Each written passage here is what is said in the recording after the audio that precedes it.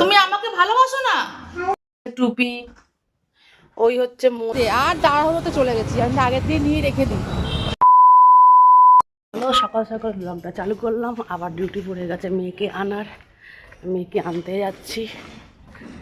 আর রোজ একটা ডিউটি 9টার মধ্যে ছুটি হয়ে যায়, বাবার সময় থাকে না। আজ সাথে থাকো, সঙ্গে থাকো।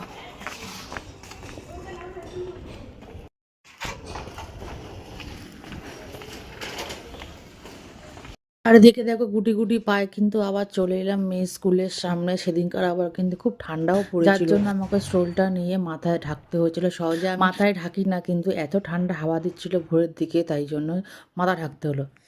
আর বড় মেয়ে সেদিনকে বলেছিল লুচি খাবো, তাই লুচি নিয়ে নিচ্ছি। কিন্তু এ তো জানি,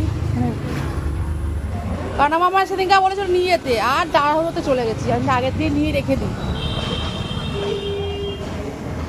বাড়িতে এসে গেছি, আর হচ্ছে এই চলছে আমার ঘরে। আর তোমার দেখাচ্ছে আমার ঘরের অবস্থা কি করেছে। টুপি ওই হচ্ছে মোজা, এই হচ্ছে মেয়ের লড়কি, এই যে টিফিন অর্ধেক খেয়েছে, খাইনি। তুই খাসনি কেন আগে বল?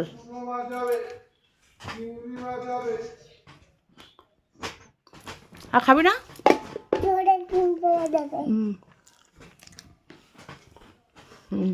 ওই স্কুল যায় বলে। এই যে মোজা, এই যে এই হলো আমার এখন বর্তমান ঘরের অবস্থা। মেয়েরা চলে এসছে, একজন চলে যাবে আবার স্কুলে, আর একজন হচ্ছে চলে এলো। এবার আমার ঘরে তাণ্ডব চলবে। আর ভাত কিন্তু অলরেডি আমি বসিয়ে দিয়েছি, চলো তোমার দেখে দিচ্ছি। আমি বসিয়ে দিয়েছি এখানে আলু, আমার ধোয়া ছোট আলু,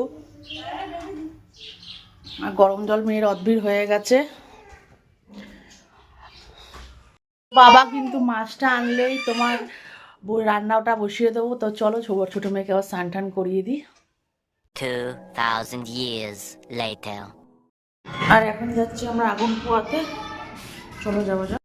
তুমি আমাকে ভালোবাসো না? আজ সব থেকে ভালোবাসি। বাবা পাপাকে দেখতে বলছে, পাপাকে দেখতে যাচ্ছি গো। আরে আগুন পোয়ানো হচ্ছে, আর ককটা যদি এখানে এসে পড়ে তখন কি হবে? তখন কিন্তু বলতে পারবি না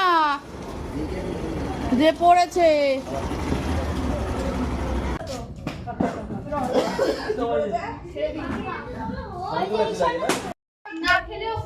খাবে। আর আমরা আগুন সেকছি, তুমি দেখতেই পাচ্ছ তোমরা। এ দেখো আগুনের ফুলকি আসছে, ভালো লাগছে কিন্তু।